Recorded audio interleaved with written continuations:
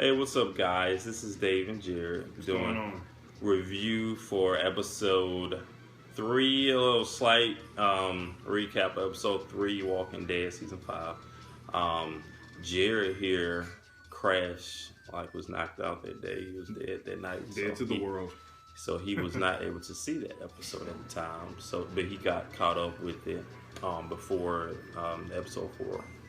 So, and we just saw episode 4 this past Sunday. So, just wanted to give our take on that. So, episode 3, what they were at the church and they got kind of, Sasha was in this guy's face.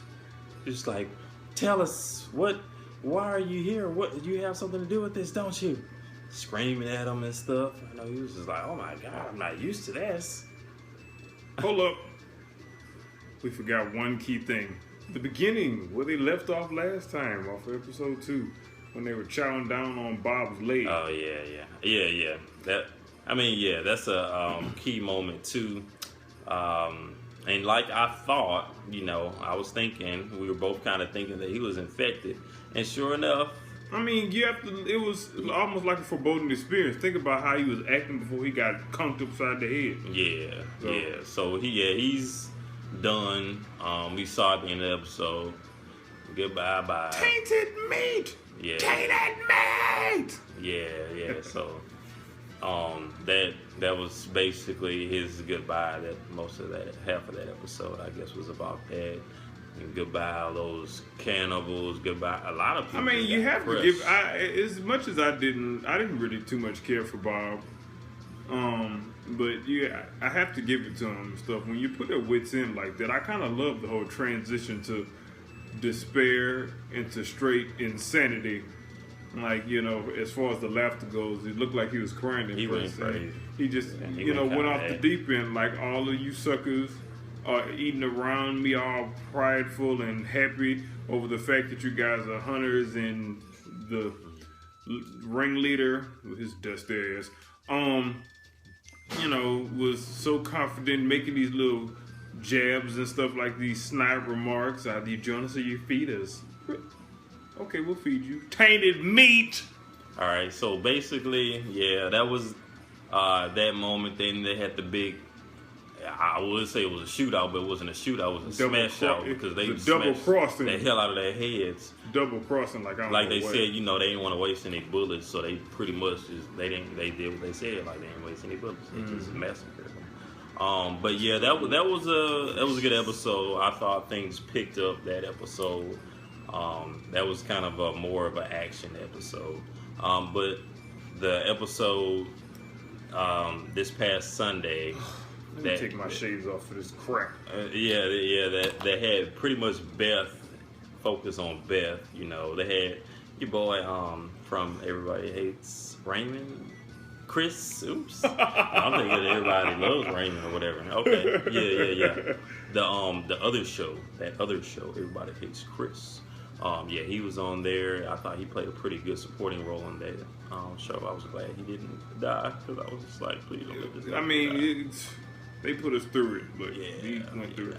But we have to go on with this rent-a-cop that's so contradicting. This oldest woman, she was such a hypocrite. Yeah. She was such a hypocrite. This is for the greater good.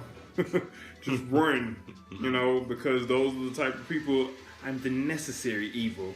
The necessary evil must take place for the greater good. So, this woman got on my last nerves. Some people take it to the extreme when it comes to surviving. I'm like, I don't know. You do have to take some kind of measures, but not to the extent she was. She's slapping people. I'm sorry, I have to cut you off again. Let me just go ahead and just get a little, get a little urban right quick. I don't know why this woman just feel the need. It was a conflict between the doctor and the patient and her. Why the fuck she turn around and slap Beth? They know not to put me in these movies, because that lady would have been eating floor. She would have been eating the floor. She just turned around and slapped Beth, and then went back to arguing with the guy like she needed some form of release or something, just to make her point, to argue with the guy and stuff. And Beth just sitting up there, oh my God. baby, you need to get some backbones. And, you know, that lady, I'm telling you, I would have clipped her and made her bust all her teeth on the ground. Okay? Irvin Moldoff. So, yeah, she was crazy, though.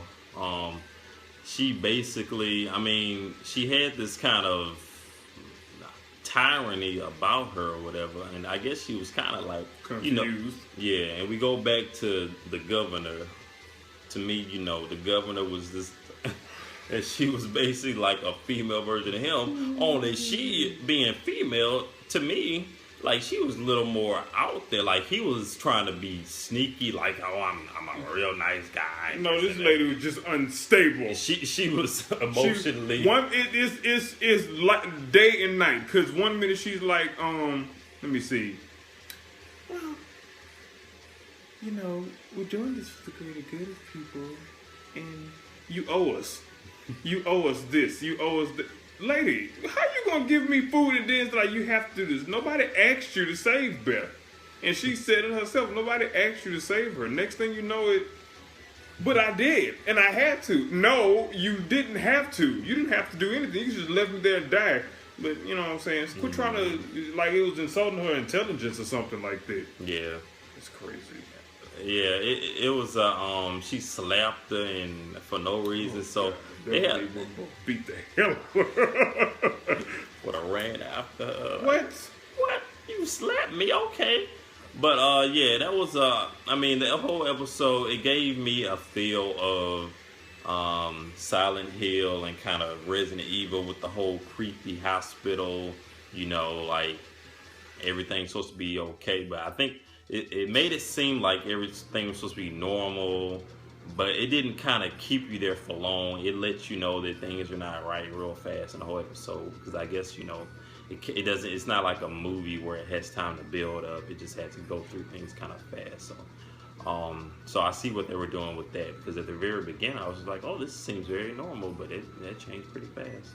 But basically, it went through an episode, and Beth, she got captured at the end, and Noah, yeah, that's the kid's name. He escaped, and it was a very different episode for Walking Dead. We haven't seen. I was gonna make a cheesy joke if Noah would have got eaten. You know what I'm saying? Everybody knows everybody hates Chris. I was gonna say something like everybody ate Chris. So cheesy, but oh well. I'm glad he didn't die, because I really not want to say that cheesy joke even though I just did. So we'll see what happens next episode. I guess we're gonna go back to Abraham's group. So well, thank y'all for tuning in. See you next time.